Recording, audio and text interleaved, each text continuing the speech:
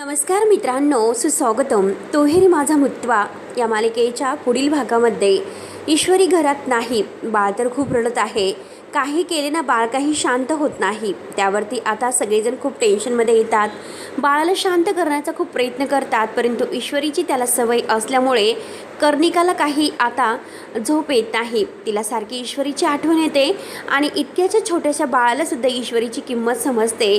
परंतु आता अंजली मात्र तिला ही किंमत समजत नाही. त्यावरती अर्णव म्हणतो की हे बघा, बाळ खूप रडत आहे, आपण मिस इंदोरकडे बाळाला घेऊन जाऊयात. परंतु अंजली म्हणते की नाही, ज्या म्हणजे आईची मुलगी आणि जी आई माझ्या आईच्या गुन्हेगार आहेत, तर त्या अशा बाईच्या मुलीकडे मला मात्र माझ्या मुलीला घेऊन जायचं नाही. त्यानंतर आकाश मात्र रात्री वल्लरीच्या आणि अविनाश मामाच्या रूममध्ये येतो आणि अविनाश मामाला म्हणतो की बाबा, आपल्याला काही झालं तरी ईश्वरीला परत घरी घेऊन यायचं आहे.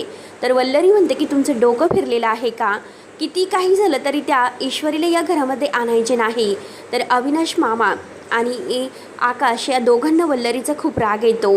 त्यानंतर अर्णव मात्र ईश्वरीला घ्यायला येतो आणि सुप्रियाला म्हणतो की हे बघा प्लीज काकू, ईश्वरीला घरी पाठवा. परंतु सुप्रिया म्हणते की नाही, जोपर्यंत तुमच्या घरचे न्यायला येत नाही, तिची मनाने माफी मागत नाही, तोपर्यंत मात्र आम्ही ईश्वरीला कुठेही पाठवणार नाही.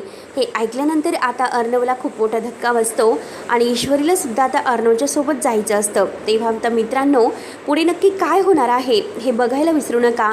तोपर्यंत धन्यवाद.